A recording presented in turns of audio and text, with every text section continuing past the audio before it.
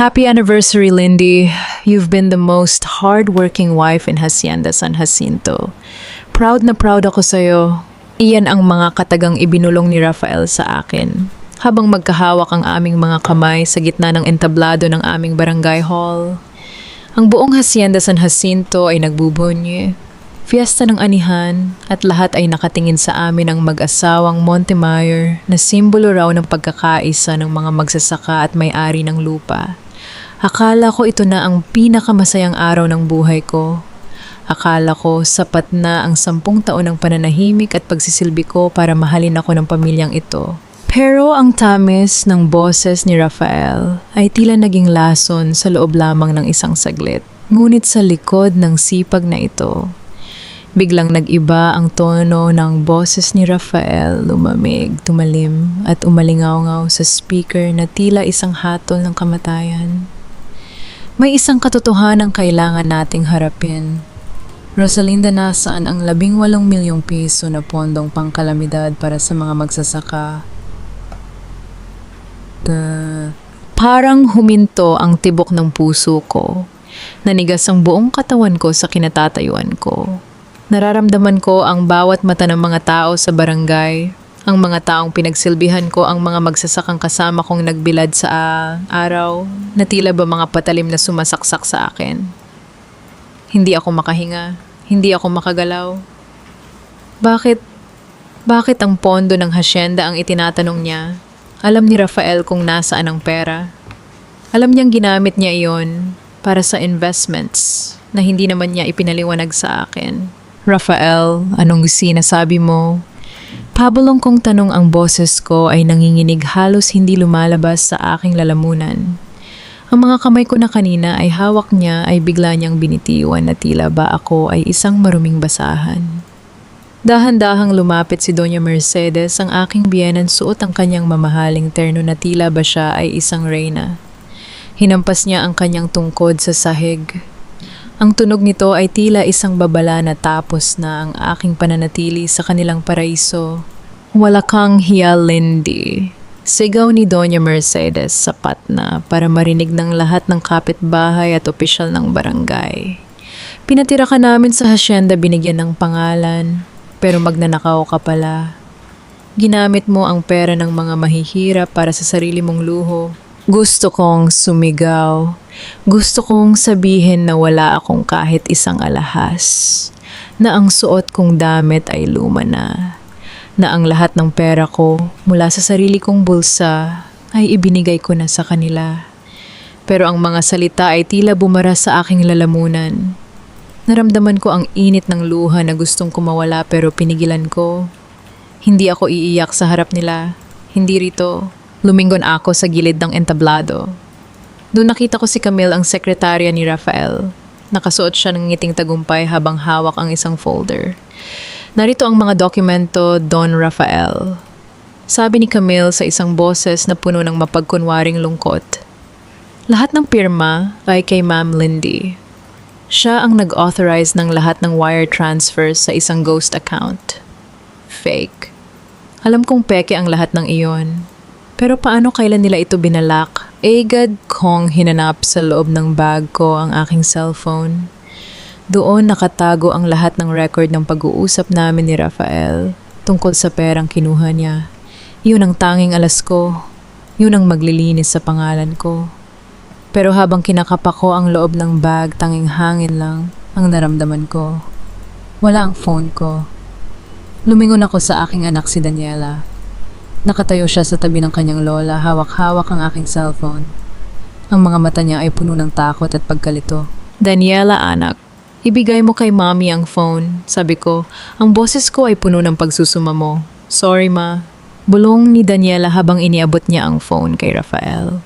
Sabi ni Lola, kailangan daw itong i-check ni Papa para maligtas ang hasyenda. Sabi niyo po dapat lagi kaming sumunod sa mga Montemayor. Parang gumuho ang mundo ko. Ang sarili kong anak, ang batang pinrotektahan ko sa lahat ng sakit, siya pa ang naghatid sa akin sa kapahamakan. Doon ko naramdaman ang tunay na vovun, bentrong ang pagkadurog ng aking pagkatao na mas masakit pa sa anumang sampal. Lindy, for the sake of the family's honor at para hindi ka mabulok sa kulungan, pirmahan mo na ang confession na ito. Sabi ni Rafael habang inilalapag ang isang papel sa harap ko. Aminin mo na ikaw ang nagkamali at aayusin namin ang lahat. Huwag mo nang hintayin na kaladkarin ka ng mga pulis sa harap ng anak mo. Tiningnan ko ang papel. Tiningnan ko ang lalaking pinag-alayan ko ng 10 taon ng buhay ko. Ang lalaking tinalikuran ko ang aking marangyang buhay bilang isang Montenegro para lamang makasama. Bakit?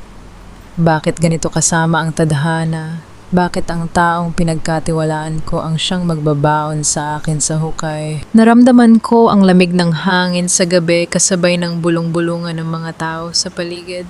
Magnanakaw, walang utang na loob, ahas. Ang bawat salita ay tila isang latigo sa aking balat. Tumayo ako ng tuwid. Kahit gatog ang aking mga tuhod, kahit gustong sumabog ng dibdib ko sa uyam, at galit hindi ako yumuko. Tiningnan ko si Rafael ng diretso sa mata. Hindi ko pipirmahan yan. Sabi ko matatag ang boses kahit basa na ang aking pisngi. Anong sabi mo? Galit na tanong ni Doña Mercedes. Hindi ko ninakaw ang pera at alam niyo yan. Muli kong sabi mas malakas ngayon. Kinuha ko ang aking bag at nagsimulang maglakad palayo sa entablado. Kapag lumabas ka sa barangay hall na ito, Lindy, wala ka nang babalikang bahay. Sigaw ni Rafael sa likuran ko. Wala ka ng asawa at wala ka ng anak. Lalabas ka rito na isang kriminal. Hindi ako lumingon. Nagpatuloy ako sa paglakad palabas ng liwanag ng entablado patungo sa dilim ng kalsada ng hasyenda. Pero sa bawat hakbang ko isang sumpa ang nananaig sa isip ko. Isang araw hindi na ako ang Rosalinda na yuyuko sa inyo.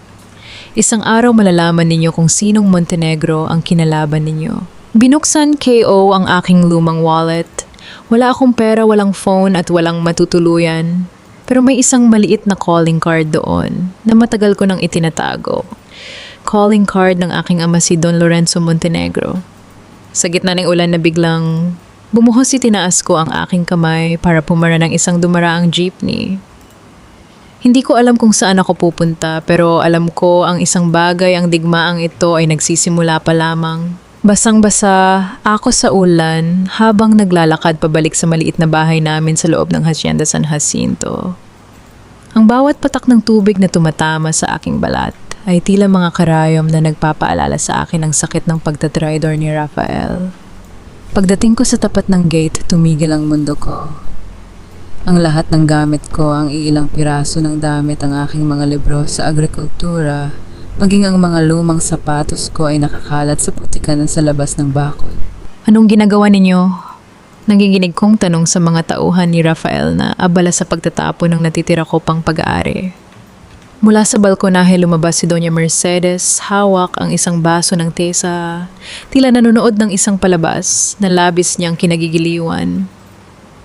Sa tabi niya nakatayo si Camille, ang babaeng dahan-dahang kumuha ng pwesto ko. Sabi ko sa'yo, Lindy, wala ka nang babalikan dito. Malamig na sabi ni Doña Mercedes. Huwag mong dungisan ang lupang ito ng iyong mga yapak. Ang isang magnanakaw ay walang karapatan sa ilalim ng bubong ng mga Montemayor. Hindi ako magnanakaw. Sigaw ko, ang boses ko ay nakipagtagisan sa kulog na gumuguhit sa langit. Alam ninyong dalawa ang totoo, Rafael, lumabas ka rito. Bumukas ang pinto at lumabas si Rafael. Hindi siya makatingin ng diretso sa akin. Umalis ka na, Lindy. Don't make this harder for everyone. Ayaw kong makita ni Daniela na nagkakaganito ka. Para sa bata, umalis ka na lang ng tahimik. Para sa bata, natawa ako ng mapait. Isang tawang puno ng uyam at pait. Ginamit ninyo ang anak ko para nakawin ang phone ko. Winasak ninyo ang tiwala ng bata sa sarili niyang ina, tapos sasabihin mo, para sa bata. Sa paligid nagsimula ng maglabasa ng mga kapitbahay. Ang mga taong madalas kong bigyan ng dagdag na rasyon ng bigas, ang mga nanay na tinulungan ko noong nagkasakit ang kanilang mga anak. Pero ngayon imbes na tulong, mga mapanghusgang tingin at bulong ang natanggap ko. Akala mo kung sinong santa magnanakaw pala. Sabi ni Aling Marites, ang pinakachismosa sa barangay habang nakapayong at nakatingin sa aking mga gamit na nasa putikan. Sayang ang ganda madumi ang kamay, dagdag pa ng isa. Naramdaman ko ang mabilis na pagtibok ng aking puso. Gusto kong sumigaw, gusto kong ipagsigawan ang tunay kong pangalan. Pero bago ko pa mabuka ang aking bibig, isang malakas na hangin ang biglang umihip. Hindi ito hanging dala ng bagyo. Ito ay isang hangin na nagmumula sa itaas, nagpapalipad ng mga tuyong dahon at nagpapatumba sa mga nakasampay na damit sa paligid. Isang matinding ugong ang namayani sa buong Hacienda San Jacinto. Ang ingay ng mga umiikot na talim ng isang malaking sasakyang panghimpapawid ay nagpatahimik sa lahat. Mula sa madilim na langit, isang kulay itim na helicopter na may gintong tatak ng isang agila ang dahan-dahang bumababa sa malawak na damuhan sa tapat mismo ng mansyon ng mga Montemayor. Nakita ko ang panlalaki ng mga mata ni Rafael. Maging si Doña Mercedes ay napatayo at nabitawan ang kanyang baso ng tesaa na nabasag sa sahig ng balkonahe. Anong ginagawa ng mga Montenegro rito? Bulong ni Rafael ang kanyang boses ay puno ng kaba. Ang Montenegro Group of Companies ang pinakamalaking korporasyon na gustong makuha ni Rafael bilang investor. Ang pangarap niyang magliligtas sa nalulubog niyang negosyo. Tumigil ang helicopter at bumukas ang pinto nito. Lumabas ang isang lalaking nakasuit, si Atty. Valderrama, ang personal na abogado at kanang kamay ng aking ama. Sa likod niya ay 4 na armadong security personnel na may suot na uniforme ng Montenegro Security Agency. Naglakad sila ng diretso patungo sa akin, hindi pinapansin si Rafael o si Doña Mercedes na mabilis na bumaba ng hagdan para sumalubong. Mr. Valderrama, what a surprise! Plastic na ngiti ni Rafael, pilit na inaayos ang kanyang basang buhok. Welcome to Hacienda San Jacinto. Kung tungkol ito sa investment proposal ko, ngunit hindi siya tinapunan ng tingin ni Atty. Valderrama. Huminto ang abogado sa harap ko, yumuko ng malalim at kinuha ang aking basang kamay. Señorita Rosalinda, malakas na sabi ni Atty. Valderrama, sapat na para marinig ng lahat ng mga chismosong kapitbahay at ng pamilyang Montemayor na ngayon tila naging mga estatwa sa gulat. Pinapunta po ako ng inyong ama, si Don Lorenzo Montenegro. Masyado na raw pong matagal ang inyong pagbabakasyon sa maliit na bayang ito. Pinapasabi niya na ang inyong trono sa Montenegro Tower ay naghihintay na. Katahimikan. Ang tanging naririnig na lamang ay ang patak ng ulan at ang mabilis na paghinga ni Rafael. Lindy, nautal na tanong ni Rafael. Anong ibig sabihin nito? Anong senyorita? Hinarap ko siya. Sa pagkakataong ito, ako na ang nakatingin sa kanya mula itaas hanggang ibaba. Kinuha ko ang aking pasaporte at ang aking tunay na ID mula sa secret pocket ng aking bag na hindi nila nahanap. Ipinakita ko ito sa harap ng kanyang mukha. Hindi ako si Lindy na katulong ninyo sa bahay, Rafael. Sabi ko, ang boses ko ay kasing lamig ng bakal. Ako si Rosalinda Montenegro, ang kaisa-isang tagapagmana ng pamilyang sinasamba ninyo. Lumingon ako kay Doña Mercedes na ngayon maputla pa sa pader. At ang 18 milyong pondo na sinasabi ninyong ninakaw ko, maliit na barya lang iyan sa allowance ko sa loob ng 1 buwan. Bakit ko nanakawin ang perang? Ako rin naman ang nagbigay sa inyo ng palihim. Hinawakan ni Atty. Valderrama ang aking siko para alalayan ako patungo sa helicopter. Bago ako sumakay, huminto ako at tumingin sa aking mga gamit na nakakalat sa putikan. Iwan ninyo ang lahat ng iyan. Utos ko sa mga bodyguard. Ang lahat ng bagay na galing sa bahay na ito ay basura na para sa akin. Pero tandaan mo ito, Rafael. Tumingin ako ng diretso sa kanyang mga mata. Ang mga matang dati ay puno ng pag-ibig, pero ngayon ay puno na ng poot. Ang bawat sample, ang bawat pahit at ang bawat kasinungalingang ipinukol ninyo sa akin. Ibabalik ko sa inyo ng may interes. Handa na ba kayong mawalan ng lahat? Hindi ko na hinintay ang kanyang sagot. Sumakay ako sa helicopter at naramdaman ko ang pag-angat namin mula sa lupa, habang tinitingnan ko mula sa itaas ang lumiit na anyo ng mansion at ang mga taong tila mga langgam na nagkakagulo sa ibaba. Naramdaman ko ang isang bagong klaseng lamig sa aking puso. Ang Rosalinda na nagmamahal ay patay na. At ang Rosalinda Montenegro na magpapatumba sa kanila ay gising na. Isang linggo na ang nakalipas mula nang lisanin ko ang impyerno ng Hacienda San Jacinto. Ngunit ang bawat gabi ko sa penthouse ng Montenegro Tower ay tila punong-puno pa rin ng mga boses ni na Rafael at Doña Mercedes. Nakatayo ako sa harap ng malawak na salamin na nagpapakita ng nagliliwanag na siyudad ng Makati. Suot ko ang isang mamahaling sutlang robe, hawak ang isang baso ng alak na hindi ko naman mainom. Sa kabila ng yaman at kapangyarihang muli kong hawak, may isang butas sa puso ko na hindi kayang punan ng ginto ang aking anak si Daniela. Senyorita, narito na po ang abogadong ipinatawag ninyo, boses ni Atty. Valderrama mula sa pinto. Pumasok ang isang babaeng tila kasing edad ko lang. Maikli ang kanyang buhok, suot ang isang itim na business suit na lapat sa kanyang katawan. Ang kanyang mga mata ay matalas, tila ba kaya niyang basahin ang bawat lihim ng taong kaharap niya. Siya si Attorney Ariana Vergara. Good evening, Miss Montenegro. Sabi niya, ang boses niya ay diretsahan at walang halong pag-aalinlangan. I heard what happened. It's a mess, but it's a mess I can clean up. Maupo ka, Ate Vergara, paanyaya ko habang humaharap sa kanya. Binalaan ako ng ama ko tungkol sa'yo. Masyado ka raw agresibo. Sabi nila wala kang sinasanto para lang manalo sa kaso. Ngumiti ng bahagya si Ariana, isang ngiting hindi umabot sa kanyang mga mata. Sa mundong ito, Miss Montenegro, ang mga mababait ay tinatapakan. Katulad ng ginawa nila sa'yo sa loob ng 10 taon. Hindi ka ba nagsasawa na maging biktima? Tinitigan ko siya ng matagal. May kakaiba sa aura ng babaeng ito. Anong gusto mo, Ariana? Bakit mo gustong hawakan ang kaso ko? Maraming mas malaking korporasyon ang handang magbayad sa'yo ng triple. Inilapag ni Ariana ang isang itim na folder sa mesa. Binuksan niya ito at tumambad sa akin ang mga lumang litrato, isang babaeng kamukha niya kasama ang isang lalaking pamilyar sa akin.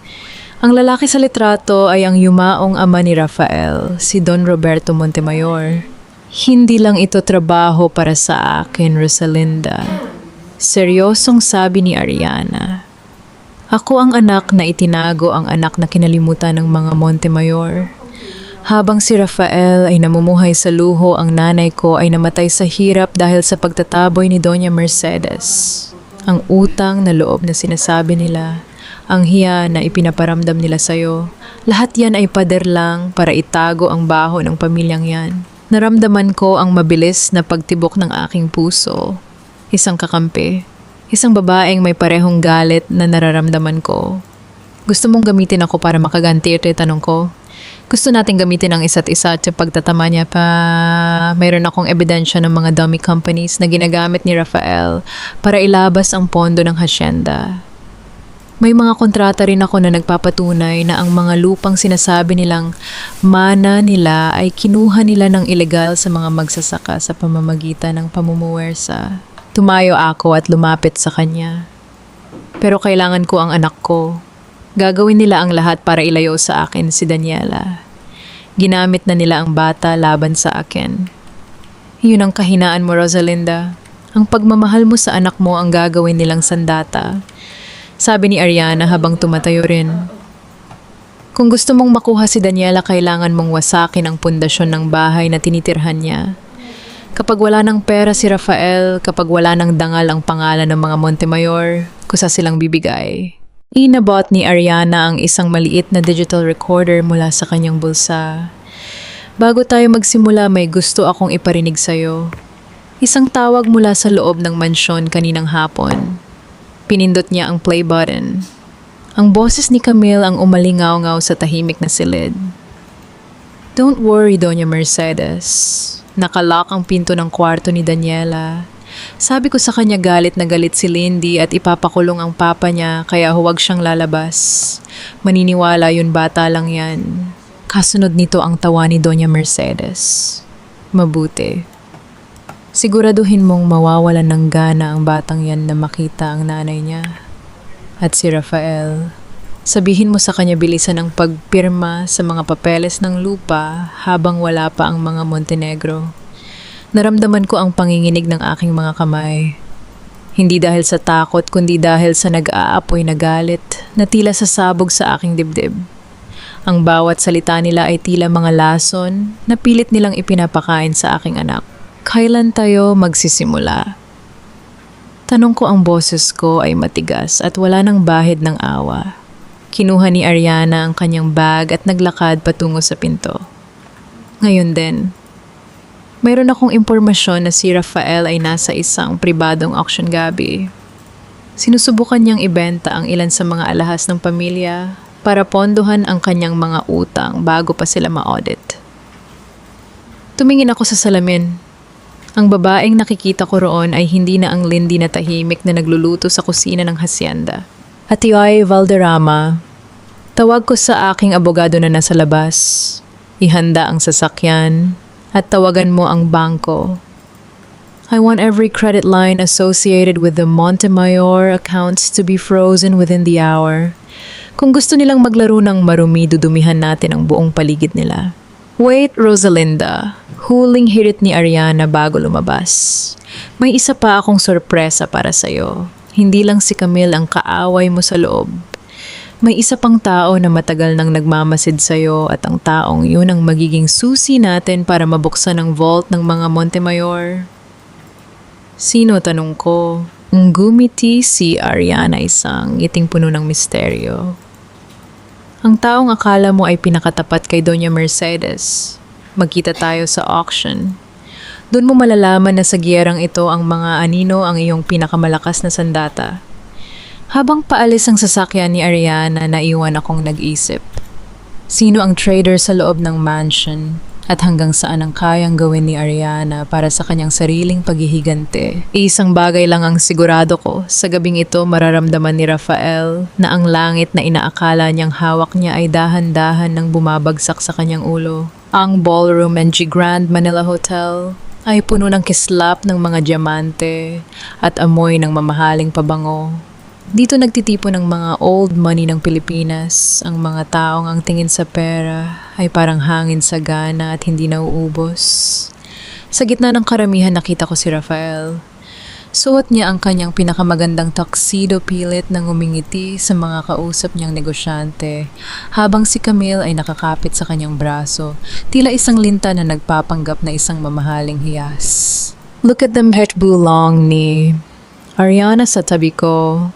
They're trying to sell the Montemayor Heirloom Collection para mabayaran ang utang nila sa mga supplier ng pataba sa hacienda.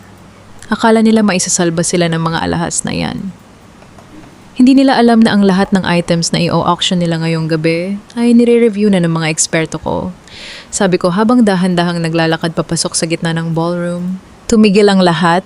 Ang mga bulong-bulungan ay tila isang kuryenteng gumapang sa buong silid. Hindi ba iyan si Rosalinda Montenegro? Akala ko ba asawa siya ng isang hamak na magsasaka sa probinsya? She looks powerful. Naramdaman ko ang titig ni Rafael. Nanlaki ang kanyang mga mata at ang baso ng champagne na hawak niya ay bahagyang nayanig. Lumapit ako sa kanila bawat hakbang ng aking high heels. Sa marmol na sahig ay tila tunog ng isang orasan na nagbibilang ng kanilang nalalabing oras. Rafael, Camille, what a small world. Bati ko, ang boses ko ay kasing tamis ng honey pero kasing talim ng labaha. Lindy, anong ginagawa mo rito, nautal na tanong ni Rafael. This is a private event. You don't belong here. Actually, Rafael, ako ang bumili ng kalahati ng shares ng auction house na ito kahapon lang. Sagot ko habang kinukuha ang isang flute ng champagne mula sa dumang waiter. So technically, bisita kita sa pamamahay ko. Namutla si Camille. You can't do this. You're just a housewife. Tiningnan ko siya mula ulo hanggang paa. At ikaw, Camille, ay isa lang sekretarya na nangarap maging reyna sa pamamagitan ng pagnanakaw. Speaking of pagnanakaw, Rafael, kumusta na ang San Jacinto Agricultural Holdings? Sa pagbanggit ko ng pangalang yon, parang binuhusan ng malamig na tubig si Rafael. Yun ang shell company na ginamit nila para ilabas ang 8 milyong piso. Hindi ko alam ang sinasabi mo. pagkakaila niya pero ang pawis sa kanyang noo ay hindi na maitago ng aircon ng hotel. Ariana, pakita mo sa kanila. Utos ko. Inilabas ni Ariana ang isang tablet at ipinakita ang mga bank transfer records. Lahat ng pera mula sa pondo ng mga magsasaka ay pumasok sa account ng kumpanyang ito kung saan si Camille Santillan ang nakatalagang president at ikaw, Rafael, ang silent partner. Ginamit ninyo ang pirma ni Lindy na pinikin ninyo para magmukhang siya ang may gawa. I did it for the hacienda. Biglang sigaw ni Rafael sapat na para lumingon ng ilang malalapit na bisita. Hinarap niya ako at sa pagkakataong ito nakita ko sa kanyang mga mata ang isang bagay na hindi ko inaasahan, takot na hinaluan ng matinding inggit. Jacinto. Hindi mo kasi naintindihan, Lindy. Patuloy niya ang boses niya ay nanginginig sa galit. Sa loob ng 10 taon, ikaw ang laging magaling. Ikaw ang nakakaalam kung paano ayusin ang ani. Ikaw ang mahal ng mga magsasaka. Ikaw ang laging tama.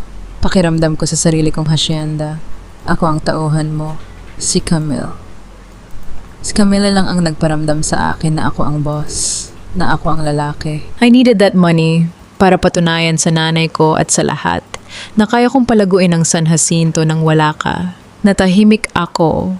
Doon ko napagtanto ang lalim ng kanyang insecurity. Pinili niyang maging masama, pinili niyang maging trader dahil lamang sa hindi niya matanggap na ang babaeng asawa niya ay mas mahusay kaysa sa kanya.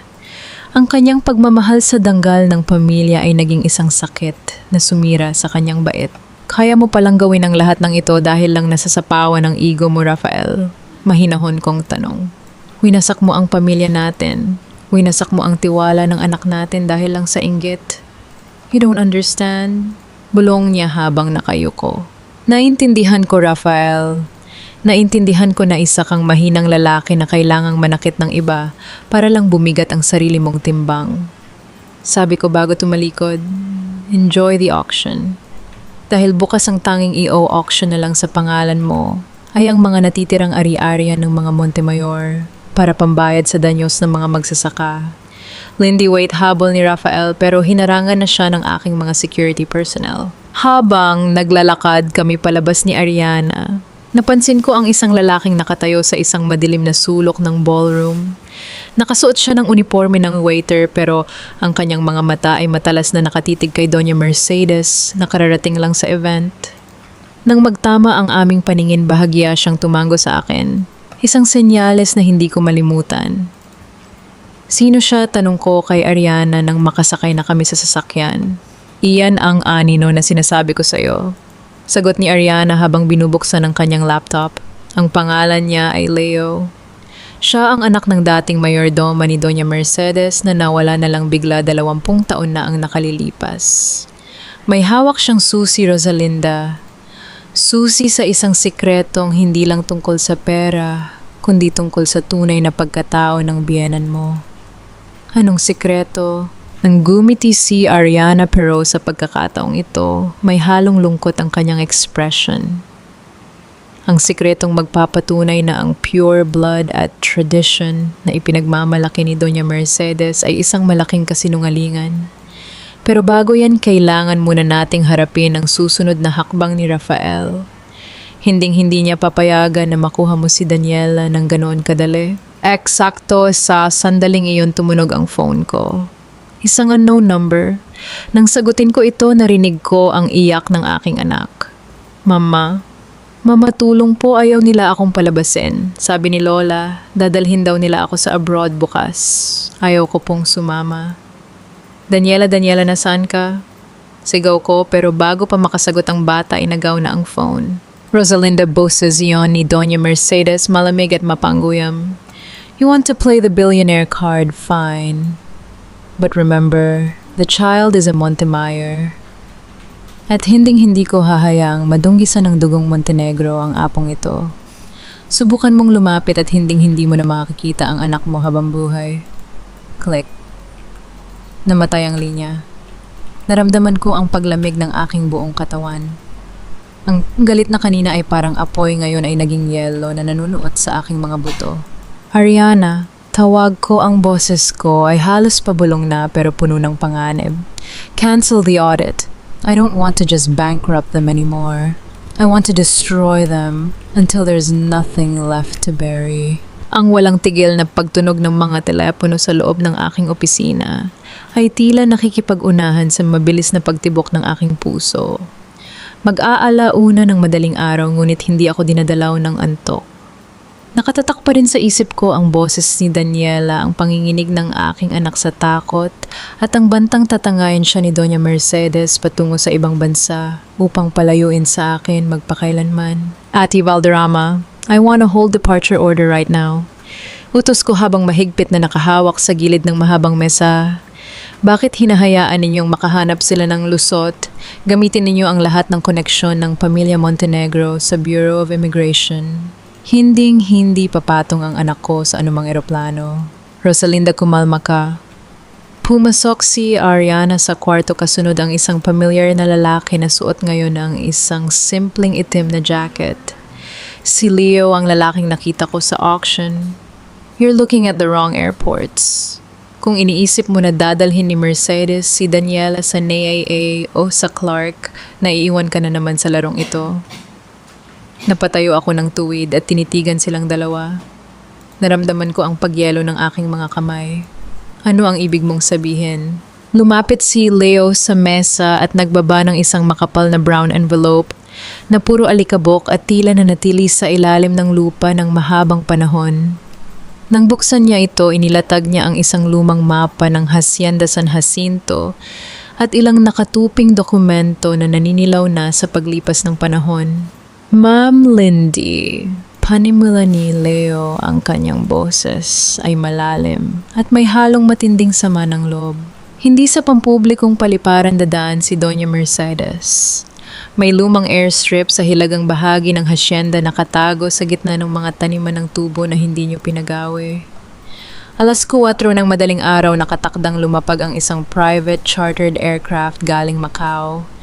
Ginagamit nila ang natitira nilang koneksyon sa mga illegal smuggling corridors para itakas ang bata. Halos, matumbak ako sa narinig ko kung hindi ko lang nakapitan ang sandalan ng aking selyas. Bakit? Bakit kailangang dumaan ni Doña Mercedes sa ganitong kadududang paraan? Hindi ba't pinagmamalaki niya na mangingibabaw ang kanilang dangal at tradition? Bakit ganito na lang ang takot nila na makuha ko si Daniela? Tanong ko, nakatitik na ang mga nanggigil na kuko ko sa sarili kong palad. Kung palubog na ang negosyo nila, ano pang gamit ng anak ko sa kanila? Isang mapait na ngiti ang binitiwan ni Leo. Inilapit niya sa akin ang isang lumang deed of trust. Dahil ang anak mong si Daniela ang tanging legal na tagapagmana ng totoong titulo ng Hacienda San Jacinto, ma'am. Hindi si Don Rafael at lalong hindi si Doña Mercedes. Tiningnan ko si Ariana nang may magkasalit-salitang pagtataka.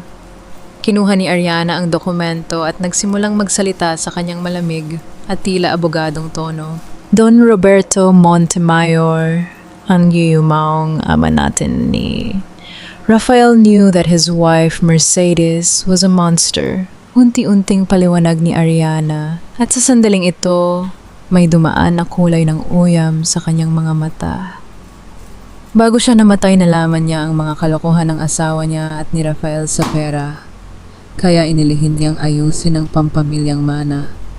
Ang buong pamilyang ari-arian at ang mga lupain ng magsasaka sa San Jacinto ay inilagay niya sa isang blind trust. At kaninong pangalan ang nakadikit dito? Kay Daniela Montemayor. Nanlaki ang aking mga mata sa pagkabigla ang aking anak. Ang inanay ko ang dating mayordomo ng mansion ang nakakita sa librong ito kung saan nakatago ang tunay na testamento ni Don Roberto. Patuloy ni Leo ang mga palad niya ay umayon sa nakatikim na ng puot na matagal kinalimutang mabangga. Noong nadiskubre ni Doña Mercedes na alam ng nanay ko ang sikreto, ginawan siya ng kasangkot kaalaman sa nagnakawan, itinaboy at ginutom sa labas ng hacienda habang iginigiit niya ang hiya at putikan sa aming pangalan. Ganitong-ganito ang ginawa nila sa'yo, Ma'am Lindy. Si Mercedes ay hindi reyna. Siya ay isang parasite na nakakapit sa dugo ng iba para mamahala Biglang naglaro sa aking imahinasyon ang bawat taas ng kilay ng aking biyanan, ang bawat utos niya habang hinahampas ang kanyang tungkod, at ang pananarating tila utang na loob ko pa pagiging bahagi ng pamilya nila. Ang lahat ng iyon ay isang malalalang dula ng pandarambong. Kaya pala nilason nila ang isipan ng aking anak laban sa akin. Kaya pala kinuha nila siya sa akin, hindi dahil mahal nila ang apo nila, kundi dahil sa ay Daniela ang nilalayan ng kanilang mga nakaw na korona. Ang luhang gustong bumagsak mula sa aking mga mata ay napalitan ng isang mapanganib at malamig na kapasyahan. Leo, seryoso kong sabi habang kumukuha ako ng itim na leather coat. Salamat sa impormasyong ito. Ilalabas natin sa tamang oras ang buong katotohanan tungkol sa pamahalaan sa San Jacinto at sa pagiging tagapag-alaga ng pamilyang mo. Hinding-hindi mapapabayaan ang gabi nating ito. Lumingon ako kay Atty. Valderrama. Hilabas ang 4 na sasakyan at dalhin ang pulu-pulutong ng security teams ng Montenegro. Gumamit kayo ng convoy at ipaarangkada sa highway patungong San Jacinto. Wala na tayong aaksayahing sandali. Habang paalis na ang aming grupo at narinig na ang ugong ng naghahandang convoy, napansin ko si Ariana. Nakatayo siya sa gitna ng opisina habang lihim na nagtatype sa kanyang cellphone. Ang ekspresyon ng kanyang mukha sa tapat ng madilim na ilaw ay hindi nakatutok sa aming operasyong pagsasabog. Kumpas ng mga labi niya ay tila isang mandirigmang hindi ko marinig ang tunay na balak. Sa loob ng malilim mabilis na SUV kung saan magkatabi kaming nakaupo patungo sa hilagang hacienda, abala si Ariana sa pakikipag-usap sa pangkalahatang loob ng pulisya na maghahalang sa pamilya ni Doña Mercedes. Nang hindi na itakip ni Ariana ang mga pinatabing folder ni Leo na nakag-isang tabi na katunog at kumalas ang isang mahabang kasulatan nung maikot na ang daan laban sa preno ng aming sasakyan. Yumuko ako para pulutin ang papel na pumatak malapit sa aking high heels. Pagbangon, aking tingin sa teksto, nanlamig ang magkabilang batok ko kung bakit na doon sa dahan magkapariho sa folder ang isang nakadokumentong pirma ni Ariana. Hindi ito lumang testamento. Ito ay isang baging civil asset forfeiture claim na nakamarka sa ilalim ng pangalan ng Ariana Vergara versus Daniela Montemayor. Nilikha 3 buwan bago kami pa unang nagkilala ni Ariana sa Torre. At nakasalungguhit doon sa papel na yon, sa malinaw na pulang letra, every asset, including historical accounts connected to the minor, Daniela Montemayor, shall be completely, totally revoked and awarded to the rightful biological surviving heir. Tinitigan ko si Ariana. Aabantihin namin si Rafael ubusin ang luha ni Doña Mercedes pero ang babaeng katabi ko ngayon sa ilalim ng suot na coat. At matalas na dila bakas na rin sa kanya. Na maging si Daniela ay planong iligpit ng pinansyal at pabagsakin sa ilalim na hukay ng puot ni Ariana laban sa buong Montemayor ang kakampi. Kung sumakay kanina sa pareho nating laban, ay may bitbit palang punyal para mismo sa likuran ng aking anak. Ang Lube NG SUV ay biglang naging kasing sikip ng isang kabaong. Ang tanging naririnig ko na lamang ay ang ugong ng makina at ang hampas ng malakas na ulan. Sa bubong ng sasakyan, hawak ko pa rin ang papel ang ebidensya na ang babaeng inaakala kong tagapagligtas ko ay may mas matindi palang balak laban sa aking anak. Dahan-dahan kong gitinupi ang papel at ibinalik sa folder ni Leo bago pa lumingon si Ariana. Pinilit kong panatilihing matigas ang aking muka kahit ang puso ko ay parang dinidikdik sa kaba at galit. Rosalinda, bakit ka natahimik? Tanong ni Ariana, hindi tumitingin sa akin habang abala sa kanyang tablet. Malapit na tayo sa airstrip. In 10 minutes, mababawi na natin si Daniela. Ariana, tawag ko sa kanyang pangalan malamig at dahan-dahan. Bakit mo ba talaga ginagawa ito? Is it really just for justice? O may iba ka pang gustong makuha sa pagbagsak ng mga Montemayor? Tumigil siya sa pagtipa at dahan-dahang lumingon sa akin. Ang liwanag mula sa dashboard ay nagbigay ng nakakatakot na anino sa kanyang mukha. Ngumiti siya, yung ngiting dati ay nakakapanatag, pero ngayon ay tilang ngiti na ng isang mga ganso. Justice is subjective, Rosalinda, sagot niya. Ang hustisya para sa'yo ay makuha ang anak mo. Ang hustisya para sa akin ay makitang wala kahit isang kusing na matitira sa pamilyang pumatay sa dangal ng nanay ko. Lahat ng may dugong Montemayor ay kailangang magbayad. Is there something wrong with that? Kahit ang isang inosenteng bata. Tanong ko, ang boses ko ay nagsisimula ng manginig. Kahit si Daniela na wala namang kinalaman sa kasalanan ng lola at tatay niya, tinitigan niya ako ng diretso sa mga mata. Sa sandaling iyon, nakita ko ang itim na butas sa kanyang pagkatao. Inosente walang inosente sa mundong ito, Rosalinda.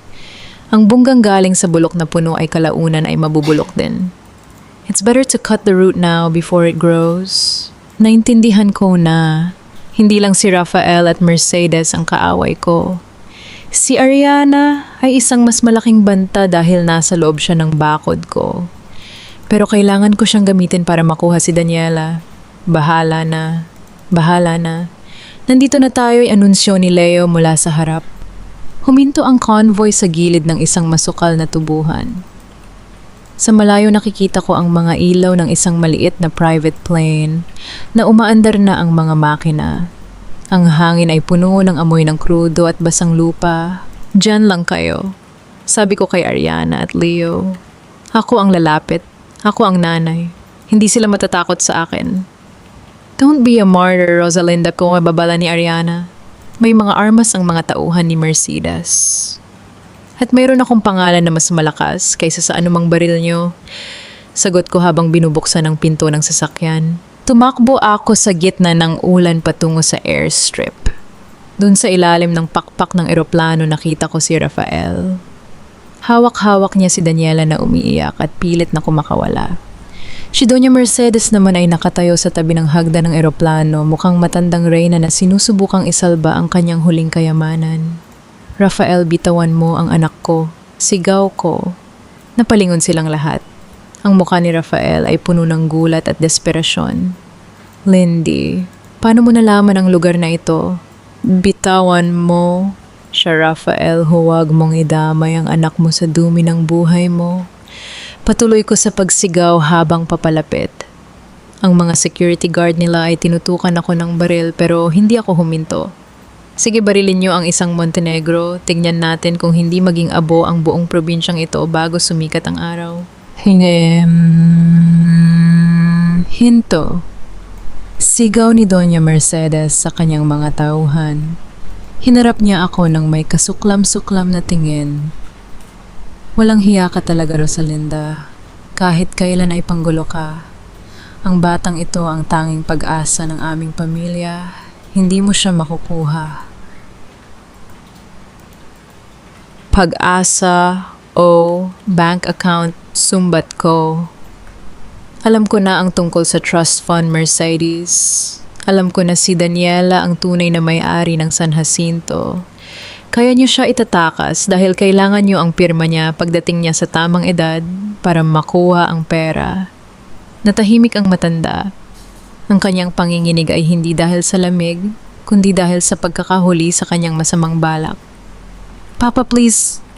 Ayoko pong sumama, iyak ni Daniela. Tumingin siya sa akin. Mama, tulong po. Rafael, pagmamakawa ko, binabako ang aking depensa. Tignan mo ang anak mo. Takot na takot siya sa'yo.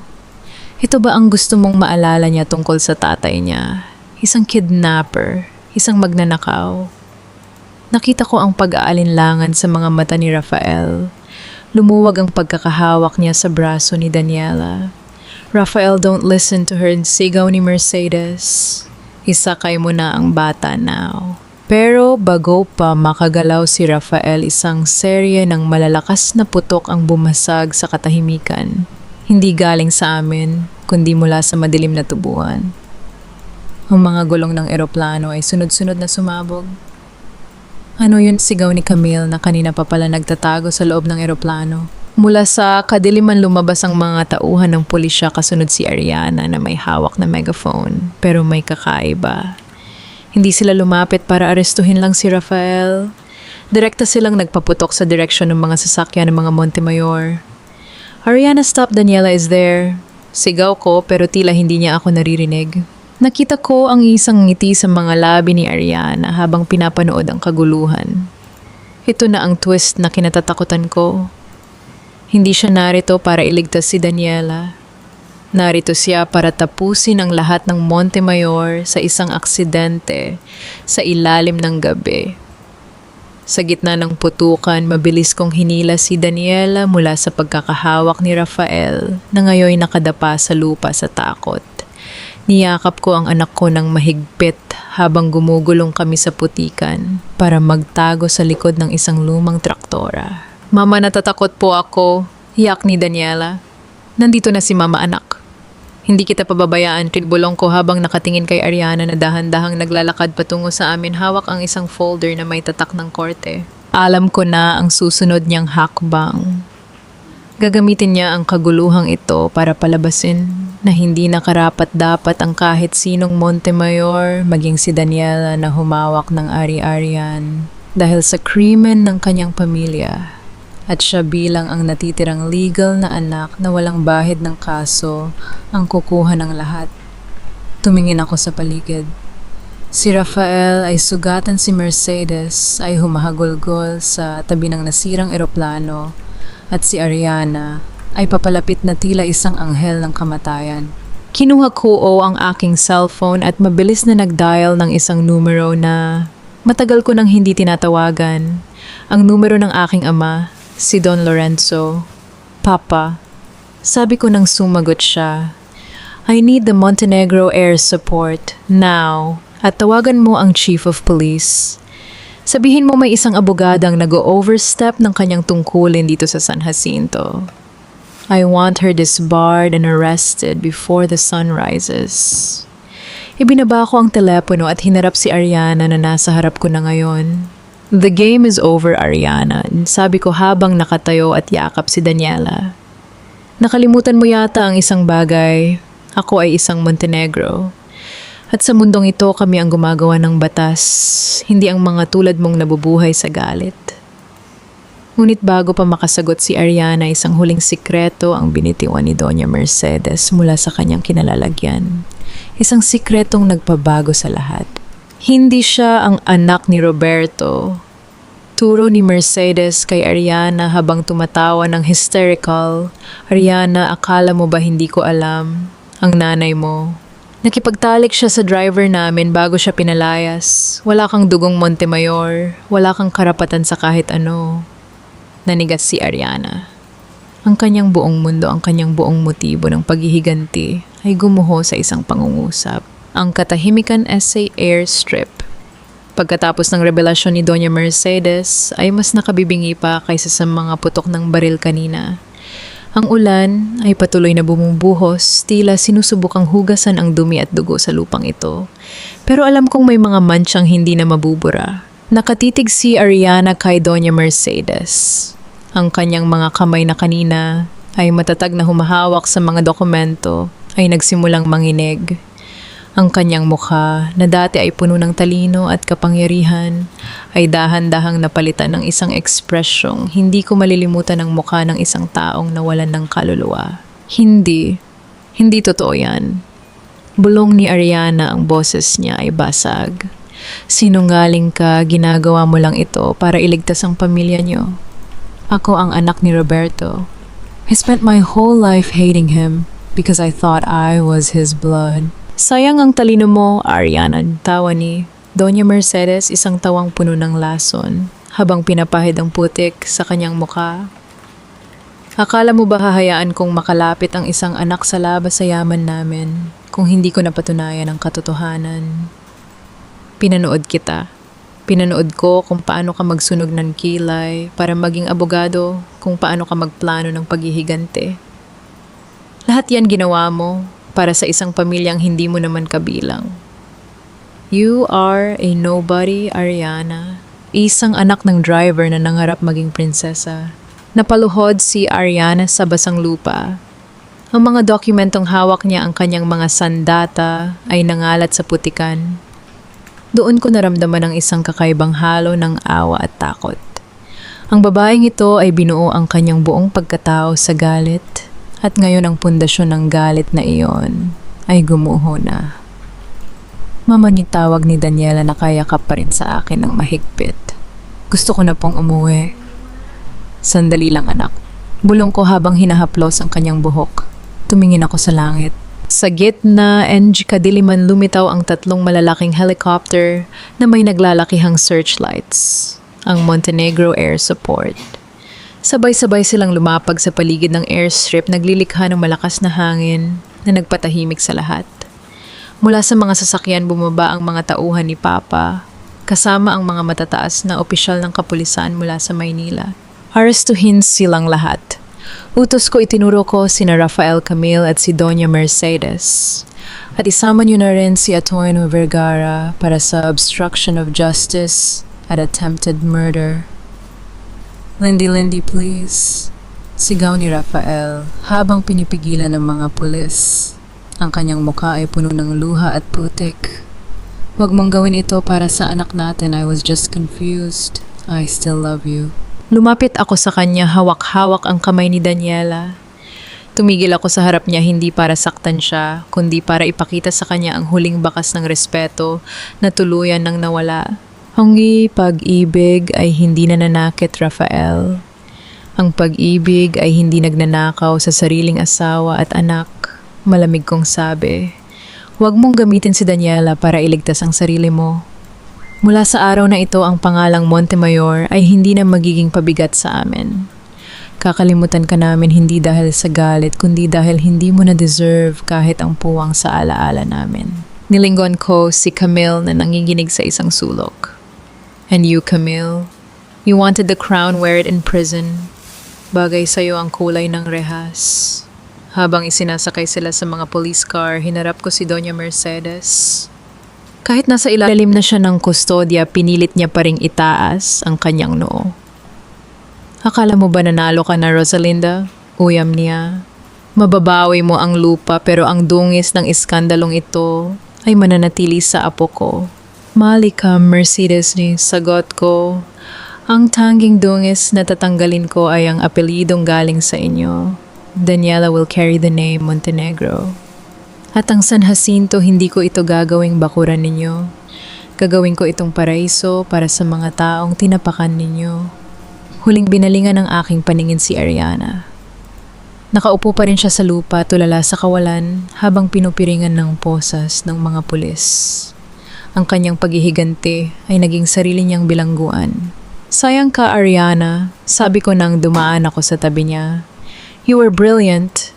Pero mas pinili mong maging anino kaysa maging liwanag. Sumakay na kami ni Daniela sa pinakamalaking helicopter. Habang paangat kami, tiningnan ko ang Hacienda San Jacinto mula sa itaas. Ang mga ilaw ng mga police car ay tila mga alitap-tap sa gitna ng malawak na lupain. Naramdaman ko ang pagod na nanunuot sa aking mga buto. Pero sa unang pagkakataon sa loob ng 10 taon, nakahinga ako ng maluwag. Ang bigat sa aking dibdib ay nawala na. Mama, hindi na po ba tayo babalik doon din? Tanong ni Daniela habang nakasandal sa aking balikat. Hindi na anak. May bago na tayong pupuntahan. Isang lugar kung saan walang magsisinungaling sa'yo at walang magtatago ng katotohanan. Pangako ko. Kinuha ko ang aking tablet at tinawagan si Leo na naiwan sa baba para asikasuhin ang mga magsasaka. Leo, simulan mo na ang pag-aayos ng mga papeles ng cooperative. I want the farmers to know that starting tomorrow, they don't work for a landlord. They work for themselves. At ihanda mo ang orphanage sa bayan. I want to donate the Montemayor Mansion to them. Gawin nating silungan ng mga bata ang lugar na dati ay puno ng kasamaan. Copy, Senyorita, sagot ni Leo at narinig ko ang ngiti sa kanyang boses. Ipinikit ko ang aking mga mata habang dinadama ang ugong ng helicopter. Ang laban sa korte ay magsisimula pa lamang at alam kong maraming pang twist na susubok sa akin. Pero sa gabing ito napatunayan ko ang isang bagay. Ang tunay na kapangyarihan ay hindi nanggagaling sa perang ninakaw o sa dugong ipinagmamalaki. Ito ay nanggagaling sa tapang na tumayo para sa tama kahit ang buong mundo ay nakatalikod sa'yo.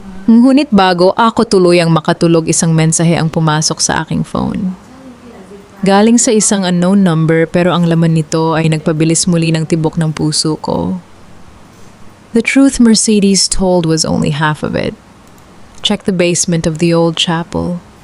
The real secret isn't Ariana's blood, but your own father's past with the Montemayors. Napamulat ako ng mata.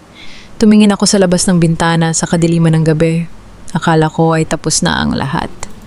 Pero tila ang bawat pintong isinasara ko ay nagbubukas ng isang bagong silid ng mga lihim. Hindi na ako nagpatumpik-tumpik pa. Pagkatapos ng gulo sa airstrip, hindi na ako umuwi sa mansyon. Dumiretso ako sa lumang simbahan sa dulo ng Hacienda San Jacinto. Ang simbahan ng San Jacinto ay isang estrukturang nawa sa bato na ilang siglo na ang tanda. Dito madalas mag-pray si Doña Mercedes, dito rin kami ikinasal ni Rafael. Ang lugar na ito ang sentro ng pagpapanggap ng mga Montemayor, ang banggo ng insenso na nagtatakip sa amoy ng kanilang bulok na sikreto. Ma'am Lindy, sigurado po ba kayo? Tanong ni Leo habang hawak ang isang flashlight. Basang-basa na kaming dalawa, ang bawat hakbang namin sa damuhan ay lumilikha ng putik. Delikado ang loob niyan. Maraming eskinita at mga basement na hindi na napuntahan ng ilang dekada. Kailangan kong malaman, Leo, yung sagot ko matigas ang aking boses. Kung may gustong magtago ng katotohanan, dito nila ilalagay. Sa bahay ng Diyos kung saan walang mangangahas na maghanap. Binuksan namin ang mabigat na kahoy na pinto ng simbahan. Ang loob ay malamig, puno ng mga anino ng mga santo na tila nakamasid sa amin. Amoy kandila at alikabok ang sumalubong sa amin. Naglakad kami patungo sa altar. Sa ilalim ng paanan ng estatwa ni San Jose, may isang maliit na carpet na medyo nakaangat. Dito, bulong ko, hinila namin ang carpet at tumambad ang isang bakal na pinto na nakabaon sa sahig. Gamit ang lakas ni Leo, binuksan namin ito. Ang init ng hangin mula sa ilalim ay sumabog palabas, amoy ng lumang papel at nabubulok na kahoy. Bumaba kami gamit ang isang hagdan na gawa sa bakal na halos kalawangin na. Habang bumababa, unti-unting nabuo ang liwanag ng aming flashlight. Sa isang maliit na silid, hindi ito taguan ng gamit. Ito ay isang archive. May mga cabinet na bakal, mga stack ng dokumento at isang lamesa na puno ng mga folder. Diyos ko po, bulong ni Leo habang nililibot ang flashlight sa paligid. Lumapit ako sa lamesa. Agad kong nakita ang isang makapal na libro, isang ledger. Ang cover nito ay gawa sa leather na may tatak ng Montenegro Corporation. Pero ang nilalaman ay purong pangalan ng mga Montemayor. Binuksan ko ito. Hindi ito pondo ng hacienda. Ito ay record ng utang. Leo, tingnan mo ito ha. Sabi ko habang binabasa ang mga petsa. 20 years ago, tanong ni Leo. Bakit may record ang pamilya Montenegro dito? Habang binabasa ko ang bawat linya, naramdaman ko ang paghina ng aking mga tuhod. Hindi lang pala basta business partner ang ama ko at si Don Roberto Montemayor. Ang mga Montemayor ay baon sa utang sa aking ama. Matagal na panahon na ang nakalilipas. At ang utang na ito ay hindi pera. Ito ay buhay. Nakita ko ang pangalan ni Rafael. Nakasulat doon, Rafael Montemayor. Assigned for marriage contract. Debt settlement 50 million pesos plus interest. Napatigil ako. Ang puso ko ay parang binibiyak. Ang kasal namin ni Rafael, hindi iyon pag-ibig. Hindi iyon destiny. Yun ay isang bayad utang. Ang ama ko, si Don Lorenzo, ay binili ang kalayaan ni Rafael mula sa bangkarota sa pamamagitan ng pagpapakasal sa kanya sa akin. Kaya pala laging malayo ang tingin ni Rafael sa akin. Kaya pala laging may galit sa kanyang mga mata dahil alam niyang siya ay isang produkto, isang alipin na ipinagpalit sa utang ng kanyang ama. Ma'am, tingnan niyo ito. Tawag ni Leo May, hawak siyang isang folder na may nakasulat na Lindy's Future. Binuksan ko ang folder. Yun ay mga medical records. Mga report ng pag-monitor sa akin mula nung bata pa ako. Mga stalker reports. Ang mga Montemayor ay hindi lang basta biyanan ko. Sila ay mga guardians na inupahan ng ama ko para bantayan ako para siguraduhin ang asset Ng pamilya Montenegro, ako ay mananatiling sunod-sunuran sa kanilang mga plano. Ginamit nila, ako bulong ko ang boses ko ay halos hindi lumalabas. Ginamit nila ako bilang hostage ng sarili kong ama. Ma'am Lindy, oo. Ani Leo may takot sa kanyang boses. Hindi lang basta negosyante ang ama niyo. Ang lahat ng nangyari sa hacienda. Ang pagtataboy sa amin ang hirap ng mga magsasaka. Alam ni Don Lorenzo ang lahat. Hinayaan niya ang mga Montemayor na pahirapan ng mga tao para manatiling mahina ang hacienda para madali niya itong mabibili sa huli. Tumingin ako sa paligid ng silid. Ang bawat papel, ang bawat pirma ng aking ama sa mga kontrata ay pruweba na ang lahat ng pagdurusa ko ang 10 taon ng pagsisilbi ko sa bahay na iyon ay bahagi ng isang granding plano ng aking ama. Ang aking ama na akala ko ay ang tanging kakampi ko ay siya palang arkitekto ng aking impyerno. Biglang bumukas ang pinto ng basement. Hindi si Leo. Isang lalaki ang nakatayo sa may hagdan, nakasuot ng itim na suit na pamilyar sa akin. Si Atty. Valderrama. Senyorita, boses niya malamig at walang emosyon. Sinasabi ko na nga ba, hindi niyo dapat kinalkal ang mga bagay na matagal nang ibinaon ng inyong ama. Valderrama, tanong ko habang unti-unting umatras palapit kay Leo. Bakit ka nandito? Anong kinalaman mo rito? Ang yaman niyo ay hindi isang bayani, Rosalinda, sabi niya habang dahan-dahang bumababa. Siya ang nagdidikta ng galaw ng lahat. Ang pagpapakasal sa inyo ni Rafael, ang pag-freeze ng accounts. Lahat iyon ay bahagi ng kanyang plano para tuluyang makuha ang buong lalawigan. Ang mga Montemayor ay naging sagabal na sa kanyang ambisyon kaya ginamit kanya para pabagsakin sila. Bakit mo sinasabi sa akin ito, tanong ko? Dahil ang ama niyo ay nagbigay ng utos, sagot ni Valderrama habang inilalabas ang isang device mula sa kanyang bulsa. Kung malalaman niyo ang totoo, kailangan niyo nang mawala. Masyado na kayong maraming nalalaman, Rosalinda. At ang mga Montenegro ay hindi nag-iiwan ng mga saksi sa kanilang mga sikreto. Sa sandaling iyon naramdaman ko ang tunay na bigat ng aking apelyido.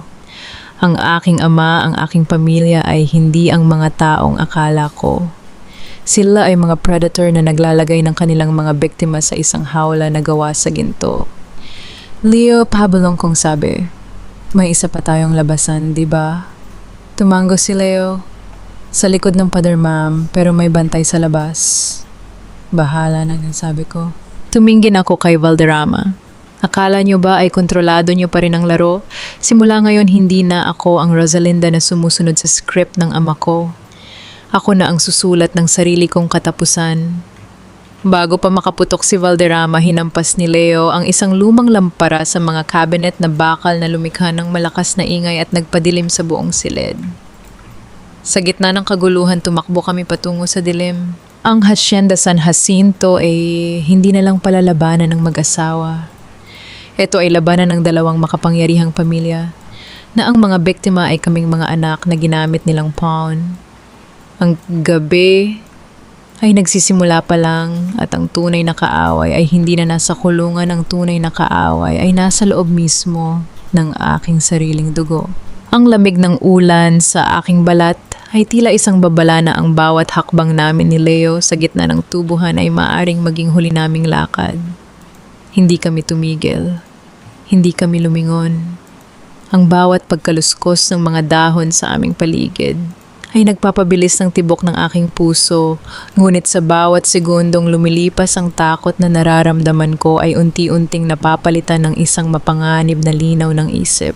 Nagtago kami sa loob ng isang abandonadong kamalig sa dulo ng hacienda, isang lugar na dati ay imbakan ng mga kagamitan bago ang panahon ng mga Montemayor.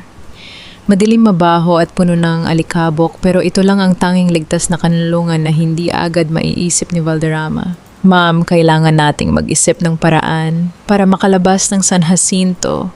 Hingal na sabi ni Leo habang nakasandal sa dingding. May maliit na sugat siya sa noo mula sa pagtakas kanina, dugo na humahalo sa putik. Ang buong security forces ng Montenegro ay nakadeploy na. Hinahanap tayo nila. Hindi lang sila naghahanap ng magnanakaw, naghahanap sila ng mga taong dapat nang burahin. Naupo ako sa isang lumang kahon, pinapakalma ang aking paghinga.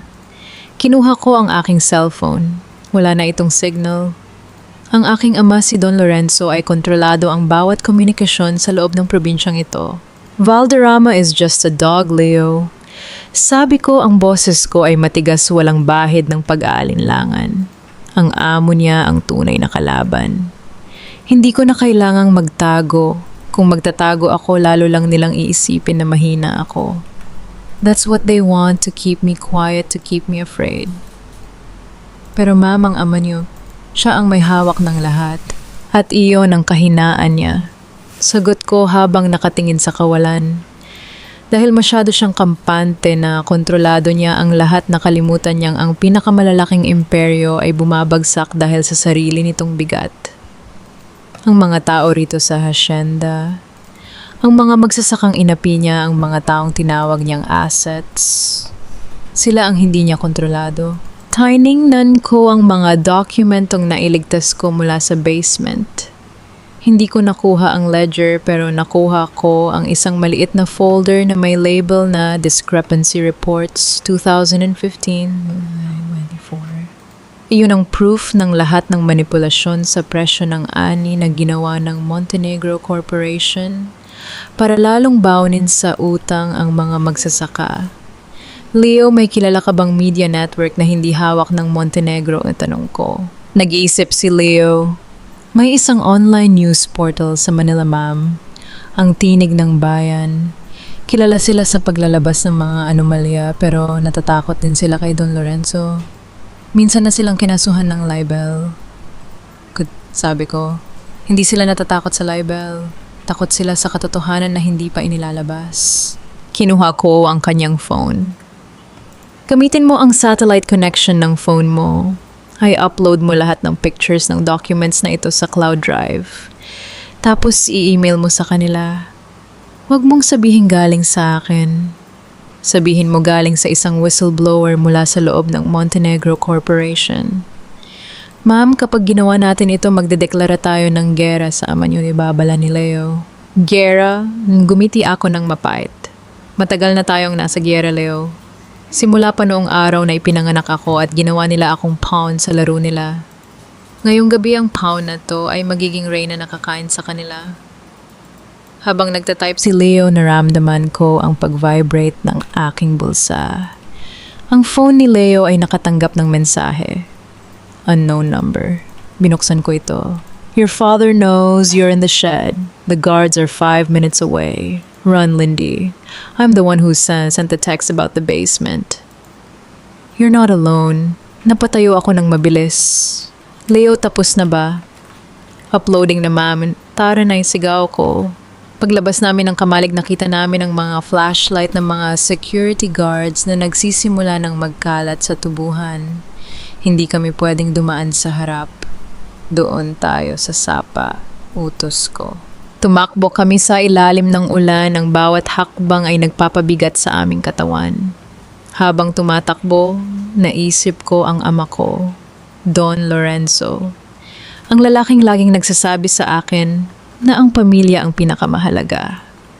Ngayon ko naintindihan ang pamilya sa kanya ay hindi pagmamahalan kundi isang business strategy. Nang marating namin ang sapa, huminto kami. Sa kabilang dulo may isang itim na van na nakaparada. Ang taong nag-text sa akin, hindi ko siya kilala pero kailangan ko siyang pagkatiwalaan. Leo, diyan tayo turoko sa van. Sigurado kayo, ma'am, baka bitag yan.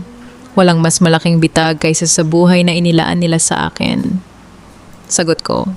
At kahit bitag man ito, mas mabuting mamatay na lumalaban kaysa mabuhay na isang sunod-sunuran. Sumakay kami sa van. Ang driver ay nakasuot ng itim na hoodie. Pagkatingin niya sa rearview mirror, nakita ko ang isang pamilyar na mukha. Si Ariana. Ariana, di gulat kong tanong.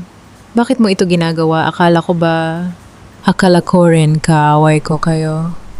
Putol ni Ariana, ang kanyang boses ay malamig pero may halong pagsisisi. Pero matapos kong malaman ang totoo na ginamit lang dadala ko para maging instrumento ng kanilang kasamaan. Napagtanto ko na Na isa lang ang kalaban natin. Ang lalaking nagturo sa atin na maging ganito. Tumingin siya sa akin at sa unang pagkakataon walang puot sa kanyang mga mata. Gusto mong pabagsakin ang ama mo, tulungan mo akong mabawi ang nawala sa akin at tutulungan kitang makuha ang laya mo. Bakit kita paniniwalaan sa tanong ko? Dahil ngayon lang, sagot niya habang paandar ang van. Ngayon lang tayo parehong walang mawawala. Habang humaharurot ang van palayo sa hacienda, tiningnan ko ang bintana. Ang mga ilaw ng mansion ay tila mga mata na nakatingin sa amin. Hintayin niyo ako, Papa, isip ko. Ang laro ay hindi pa tapos. Sa loob ng isang ligtas na apartment sa Makati, tanging ang asul na liwanag mula sa mga computer screen ang nagbibigay ng ilaw sa madilim na silid. Sa bawat pagpindot ni Ariana sa kanyang keyboard, unti-unting gumuho ang imperyo na binuo ng ama ko sa loob ng 4 na dekada. Viral na, sabi ni Ariana. Ang boses niya ay walang emotion habang nakatingin sa screen. Ang tinig ng bayan ay inilabas na ang lahat. Ang mga dokumento, ang mga land grabbing cases sa San Jacinto at ang connection ni Don Lorenzo sa mga illegal na transaction ng mga Montemayor. Niyanig ang buong Pilipinas, Lindy. Hindi na siya makakatakas. Lumapit ako sa bintana. Sa labas ang lungsod ay tila normal lang, pero alam kong sa loob ng mga opisina at tahanan, ang pangalan ng ama ko ay isa na ngayong sumpa. Naramdaman ko ang isang kakaibang bigat sa aking dibdib. Hindi ito kagalakan. Ito ay isang uri ng kalungkutan na hindi ko maipaliwanag. Ang lalaking itinuring kong bayani, ang lalaking nagturo sa akin kung paano maging matatag, ay isa pala sa pinakamalaking cancer ng lipunang ito. Ano ang susunod, tanong ko? Maghahanda tayo para sa public hearing. Bukas, sagot ni Ariana habang tumatayo at humaharap sa akin. Alam nating hindi siya basta-basta susuko. Gagamitin niya ang lahat ng kanyang koneksyon sa mga hukom at politiko. Pero sa oras na ito, ang boses ng taumbayan ang magsisilbing hukom. Hindi na nila siya kayang protektahan dahil masyadong malaki na ang galit ng publiko. Napatigil ang aming pag-uusap nang tumunog ang aking telepono. Isang video call mula sa isang hindi kilalang numero. Huminga ako ng malalim bago ito sinagot. Bumungad sa screen ang mukha ni Daniela.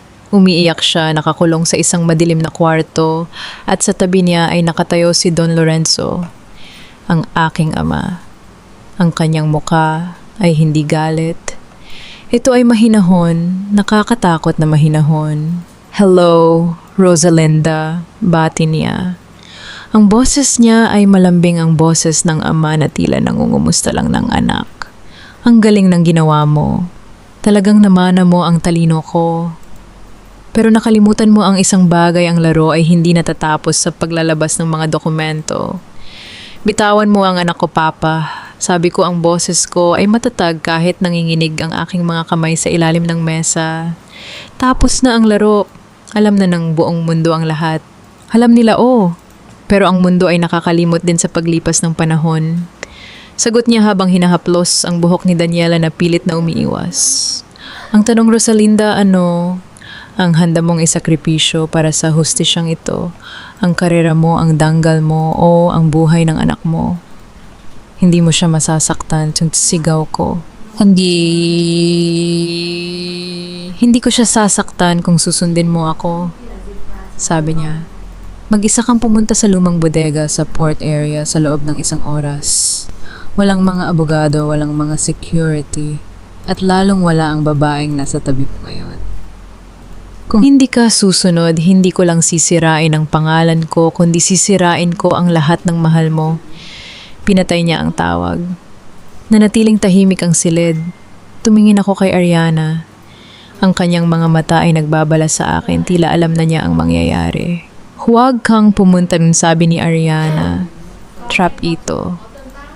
Gusto lang niyang makuha ka para pigilan ang testimonya mo bukas. Kailangan kong pumunta, Ariana. Sabi ko habang kinuha ko ang aking jacket. Daniela is my daughter. Hindi ko siya pwedeng ipagpalit sa anumang tagumpay. Kung pupunta ka, baka hindi ka na makabalik man, babala niya. Kung hindi man ako makabalik, tumingin ako ng diretso sa kanya. Siguraduhin mong ang lahat ng ebidensya ay nasa media na. Siguraduhin mong hindi masasayang ang lahat ng sakripisyong ito. You wanted to destroy the Montemayor's and the Montenegros, do it. Just save my daughter. Lumabas ako ng apartment. Ang hangin ng gabi ay malamig humahaplos sa aking mukha. Habang nagmamaneho ako patungo sa port area, naramdaman ko ang isang kakaibang kapayapaan. Sa loob ng 10 taon, namuhay ako sa takot sa ilalim ng anino ng mga taong nag-aakalang may-ari sila ng buhay ko. Ngayong gabi ang takot na yon ay nawala na. Habang papalapit ako sa bodega, nakita ko ang mga anino ng mga armadong lalaki sa labas. Pero hindi ako huminto. Ipinark ko ang aking sasakyan at lumabas. Walang baril, walang kasama. Tanging ang aking determinasyon lang ang dala ko. Pagbukas ko ng pinto ng bodega, bumungad sa akin ang aking ama. Nakaupo sa isang silya at si Daniela na nakatali sa isang tabi. Ang mga tauhan niya ay nakapaligid, ang kanilang mga baril ay nakatutok sa akin. Rosalinda, gumiti siya ng malapad. Ang anak kong matapang. Papa, tawag ko habang dahan-dahang lumalapit sa gitna ng silid. Hindi mo na ako kailangang takutin. Nandito na ako. Pakawalan mo na ang bata. Papakawalan ko siya. Sabi niya habang tumayo at inilabas ang isang baril mula sa kanyang baywang. Pero kailangan nating tapusin ang usapan natin bago natin hayaang matapos ang gabi. Sa labas, narinig ko ang ugong ng mga sirena. Hindi ito pulis. Ito ay ang mga tauhan ni Ariana o baka mga tauhan ng Montenegro Security na nagtataksil na sa kanya. Ang gulo ay nagsisimula na. Ngunit sa loob ng bodega, ang mundo ay tumigil. Ang aking ama ay tumingin sa akin, hindi bilang ama, kundi bilang isang kalaban. Handa ka na bang mawala ang lahat para lang sa isang prinsipyo na hindi mo naman kayang kainin? Hindi ko kailangang kainin ang prinsipyo ko, Papa. Sagot ko habang nakatingin ng diretso sa kanyang mga mata. Kailangan ko lang itong panindigan para hindi na kailangang magdusa pa ang anak ko sa ilalim ng mga tulad niyo. Sa gitna ng tension, naramdaman ko ang paggalaw ni Daniela sa aking gilid. Isang pagkakataon para wakasan ang lahat. At sa sandaling iyon, alam kong wala nang atrasan. Ang bukas ay hindi na para sa amin, kundi para sa katotohanan na matagal nang ibinaon sa lupa. Ang amoy, kalawang at alat ng dagat sa loob ng bodega ay tila nanunuot sa aking lalamunan. Bawat hininga ko ay mabigat. Nakatayo ako sa gitna ng malamig na semento, ilang metro lang ang layo mula sa aking ama. Ang anino ni Don Lorenzo ay mahaba tila isang higante na pilit akong nilalamon. Pero sa pagkakataong ito, hindi ako natatakot. Ang takot ko ay namatay na kasabay ng mga luhang ibinuhos ko sa Hacienda San Jacinto. Tingnan mo ang sarili mo, Rosalinda. Simula ni Papa ang kanyang boses ay kalmado, tila ba nagtuturo lang siya ng isang leksyon sa board meeting. Nagmumukha kang palaka na pilit tumatalon sa labas ng balon. Akala mo ba ang mga dokumentong iyon ang magpapabagsak sa akin I built this country's economy? I am the Montenegro legacy.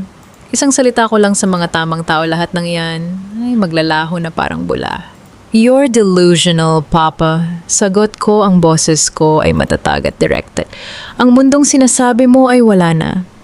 Ang mga tamang tao na sinasabi mo, sila ang unang tumalikod sa'yo nang makita nila ang mga bank accounts mo na naka-freeze na. You are no longer an asset. You are a liability.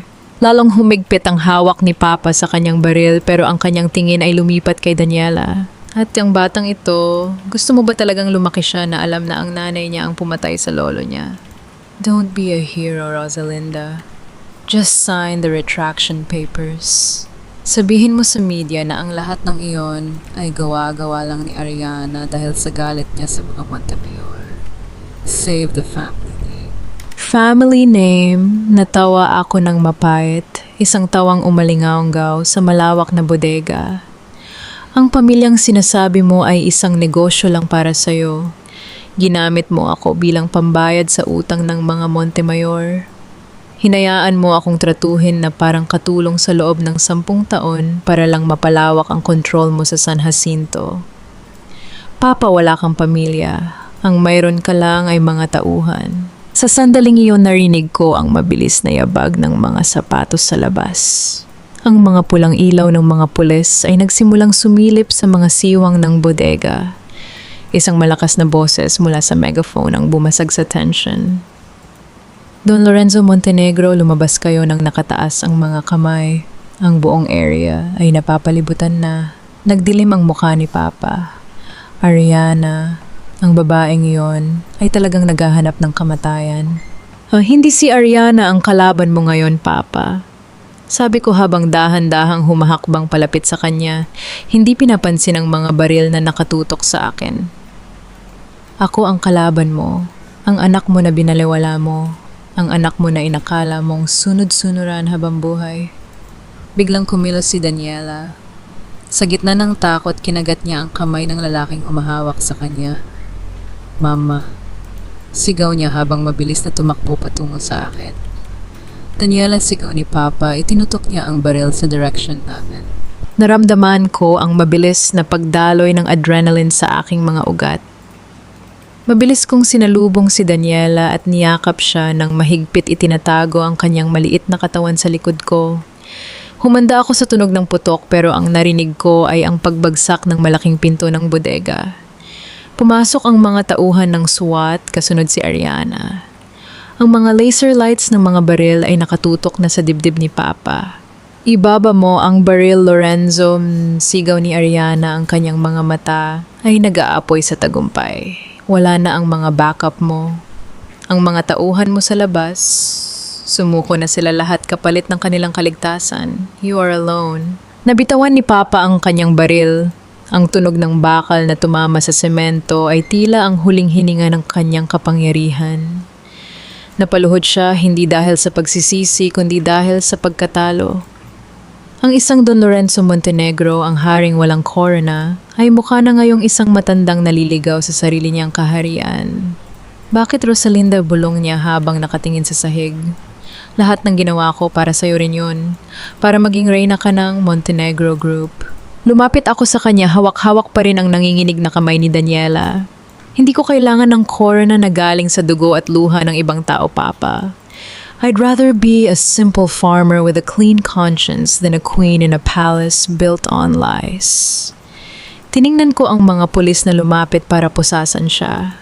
Ang bawat pag-ikot ng kadena sa kanyang mga kamay ay tila pagtatapos ng isang madilim na kabanata ng buhay ko. Lumingon siya sa akin sa huling pagkakataon bago siya tuluyang ilabas. You will regret this. Sabi niya, ang boses ay puno pa rin ng lason. Hindi mo kayang mabuhay nang wala ang pangalan ko. Watch me. Sagot ko matatag at walang alinlangan. Nang mailabas na sila, nilapitan kami ni Ariana. Tumingin siya kay Daniela tapos sa akin. It's over, Rosalinda. The warrants are being served as we speak. Ang mga Montemayor, ang tatay mo, lahat sila ay maghaharap sa korte. Salamat, Ariana, sabi ko. Huwag kang magpasalamat sa akin. Sagot niya habang inililigpit ang kanyang mga gamit. Ginawa ko lang ang kailangan kong gawin para mabura ang dumi sa pangalan ko. Pero ikaw ang tunay na nanalo rito. You chose your daughter over everything. I respect that. Yumakap sa akin si Daniela ng mahigpit. Mama, tapos na po ba talaga? Hindi na po ba tayo sasaktan ni Lolo? Tapos na anak man, bulong ko habang hinahalikan ng kanyang noo. Safe na tayo. Wala nang mananakit sa'yo. Lumabas kami ng bodega. Ang sikat ng araw ay nagsisimula ng sumilip sa horizon, kulay kahel at gintot tila isang pangako ng bagong simula. Ang hangin ay sariwa, wala na ang amoy ng kalawang at lason. Naisip ko si Rafael na nasa kulungan si Doña Mercedes na nag-iisa na sa kanyang mansyon at ang aking ama na ngayoy haharap sa batas ng tao. Ang karma ay hindi laging mabilis pero siguradong dumarating. Sa gabing ito, hindi lang si Daniela ang nailigtas ko. Nailigtas ko rin ang sarili ko. mula sa hawlang gawa sa ginto at kasinungalingan. Mula sa araw na ito, hindi na ako ang Lindy na biktima at hindi na rin ako ang Rosalinda na pawn. Ako si Rosalinda Montenegro, ang babaeng gumawa ng sarili niyang tadhana. Lumipas ang 6 na buwan mula nang gumuho ang mga pader ng kasinungalingan sa Hacienda San Jacinto at sa Montenegro Tower. Ngayon nakatayo ako sa gitna ng malawak na taniman ng palay, ang kulay gintong mga butil ay sumasayaw sa ihip ng hangin. Wala na ang suot kong mamahaling gown o ang mabigat na leather coat. Narito ako sa aking tunay na elemento, suot ang simpleng t-shirt, pantalon at bota. Ako si Rosalinda, ang agricultural engineer, hindi ang senyorita at hindi ang inaapi. Mama, tingnan niyo po ang lalaki na ng mga bunga ng tanim nating gulay. Masayang sigaw ni Daniela habang tumatakbo patungo sa akin mula sa kabilang panig ng plot. Gumiti ako at niyakap siya. Ang dating takot sa kanyang mga mata ay napalitan na ng ningning ng pag-asa. Dito sa San Jacinto Cooperative, ang lupang dati ay simbolo ng pagdurusa, ay naging simbolo na ng pagkakaisa. Hindi ko kinuha ang hacienda para sa sarili ko. Ginawa ko itong pag-aari ng mga magsasaka. Sila ang tunay na nagbubungkal, kaya sila ang dapat na nag-aari. Bago matapos ang araw, nagpa siya akong bisitahin ang piitan kung saan pansamantalang nakakulong si Rafael habang hinihintay ang pinal na sentensya para sa kasong falsification of documents at embezzlement. Pagkakita niya sa akin sa likod ng salamin, agad siyang tumayo. Mukha siyang matanda hulas, ang dating kakisigan at tila laging puyat. Lindy, Rosalinda, boses niya nanginginig at puno ng pagsisisi.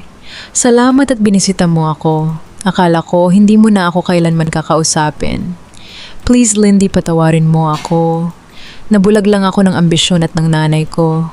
Mahal kita, alam mo yan. Tinitigan ko siya ng diretso sa mga mata. Walang galit, walang puot. Tanging malalim na katahimikan na lang ang nararamdaman ko para sa kanya. Nandito ako, Rafael, hindi para makipagbalikan or para pakinggan ang mga excuses mo. Mahinahon kong sabi. Nandito ako para sabihin sa'yo na ang kaso laban sa'yo ay itutuloy ko hanggang sa huli. Hindi dahil sa galit ako, kundi dahil kailangan mong pagbayaran ang bawat sentimong ninakaw mo sa mga magsasakang naniwala sa'yo. Pero ang anak natin, kailangan ako ni Daniela. Pagmamakaawa niya, pilit na humahawak sa salamin. Ang anak mo ay mas ligtas at mas masaya ngayon kaysa nung kasama ka niya.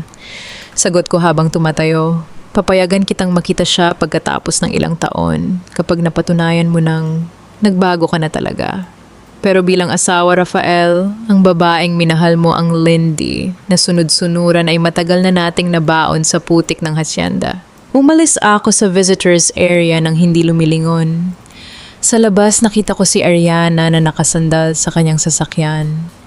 Nag-resign na siya bilang abogado at ngayon ay tumutulong sa mga non-profit organizations na lumalaban para sa karapatan ng mga kababaihan. How was it? Tanong ni Ariana. It's closure, Ariana. Finally, sagot ko. Ikaw, kumusta ang paghahanap sa sarili mong pamilya? Gumiti siya, isang tunay ng ngiti sa pagkakataong ito. Hindi ko na kailangang hanapin ang dugo ko para malaman kung sino ako. Sapat na ang nalaman ko na kaya kong itama ang mga mali ng nakaraan. Salamat, Rosalinda, sa pagpapakita sa akin na hindi lahat ng kapangyarihan ay kailangang gamitin para sa kasamaan. Nagkamayan kami, dalawang babaeng pinag-isa ng sakit pero pinalakas ng katotohanan. Pag-uwi ko sa bagong tayong community center sa San Jacinto, nakita ko ang mga magsasaka na nagtatawanan habang naghahanda para sa nalalapit na fiesta. Wala na ang takot sa kanilang mga mukha tuwing dadaan ang mga Montemayor. Ngayon sila na ang may-ari ng sarili nilang tadhana. Pumasok ako sa aking opisina at tiningnan ang litrato ng aking ama, si Don Lorenzo, na nasa loob ng kulungan. Pinatawad ko na siya sa aking puso pero hindi ko kailanman papayagan na maulit ang kanyang mga pagkakamali. Ang Montenegro legacy ay hindi na tungkol sa pera at control. Ito ay tungkol na sa serbisyo. Lumabas ako sa balkonahe at pinanood ang paglubog ng araw. Ang langit ay nagkulay ube at rosas, tila isang napakagandang painting. Naramdaman ko ang init ng kamay ni Daniela na humawak sa akin. Mama, ano pong iniisip niyo? Iniisip ko lang, anak, na ang halaga ng isang tao ay hindi nasusukat sa pangalang dala niya o sa dami ng perang nasa bangko. Bulong ko habang nakatingin sa malawak na bukirin. Nasusukat ito sa dami ng buhay na natulungan mo at sa tapang mong tumayo kahit ilang beses ka pang itumba ng mundo. Huminga ako ng malalim, dinadama ang amoy ng basang lupa at ang sariwang hangin ng kalayaan. Wala na akong kailangang patunayan sa kahit kanino. Hindi na ako ang biktima. Ako si Rosalinda, isang babae, isang ina at isang malayang kaluluwa. At sa wakas ang aking kwento ay hindi na tungkol sa paghihigante. Ito ay tungkol na sa pag-aani ng kapayapaan na matagal ko nang itinanim sa gitna ng unos. Ang bawat butil ng palay sa Hacienda San Jacinto ay saksi sa bawat patak ng luha at bawat bugso ng galit na pinagdaanan ni Rosalinda. Ngunit sa huli hindi ang pait ng kahapon ang namayani, kundi ang tamis ng kalayaang kanyang ipinaglaban. Mga mahal kong tagapakinig, maraming salamat sa inyong matiyagang pagsama sa amin sa mahaba at madamdaming paglalakbay na ito. Sana ay naramdaman ninyo ang bawat kirot sa puso ni Rosalinda noong siya ay itaboy sa gitna ng ulan at ang bawat kislap ng tagumpay sa kanyang mga mata nang muli niyang mabawi ang kanyang dangal. Ang kwentong ito ay paalala sa ating lahat na ang tunay na yaman ay hindi matatagpuan sa mga gintong alahas o sa malalaking mansyon, kundi sa katapangan nating harapin ang katotohanan, gaano man ito kasakit. Tulad ng ginawang pagbabago ni Rosalinda sa Hacienda, naway magsilbi itong inspiration sa inyo na kaya nating baguhin ang ating kapalaran.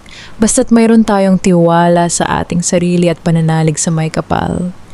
Huwag nating hayaang ikulong tayo ng ating nakaraan. Ano ang inyong masasabi sa naging desisyon ni Rosalinda na gawing kooperatiba ang lupa sa halip na angkinin ito? Kung kayo ang nasa kalagayan niya, mapapatawad. Yurit ba ang inyong ama pagkatapos ng lahat ng kanyang panlilinlang? Sana'y nasa mabuti kayong kalagayan. Nasaan man kayo ngayon?